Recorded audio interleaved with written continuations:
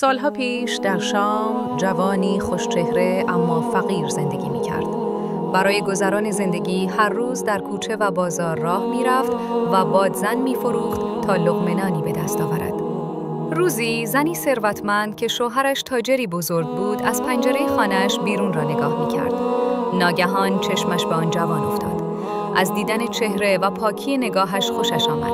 به کنیزش گفت: برو و آن جوان را صدا بزن. بگو خانوم می‌خواهد از تو بادزن بخرد. کنیز نزد جوان رفت و پیام زن را رساند.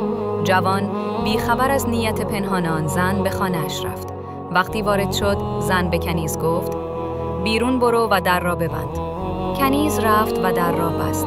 آنگاه زن در حالی که با نگاه پرهوس به او خیره شده بود گفت: من از تو خوشم آمده. بیا با من باش. جوان با شنیدن این سخن لرزید.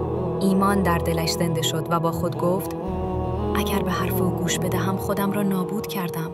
باید راهی برای فرار پیدا کنم. در همان هنگام چشمش به گوشه‌ای از اتاق افتاد که بیت الخلای خانه بود. بیدرنگ به آنجا رفت و خود را به نجاست آلوده کرد. وقتی زن برگشت و او را در آن حال دید فریاد زد: از خانه‌ام بیرون شو ای نجس! جوان با شتاب از خانه بیرون رفت، اما شگفتا با آنکه لباس و بدنش آلوده بود از او بوی خوشی همچون مشک و عنبر پخش می‌شد. از آن روز مردم شهر او را جوان مشکین نامیدند، زیرا پاکی دل و ایمانش بوی خوشی داشت که در همه جا پیچید.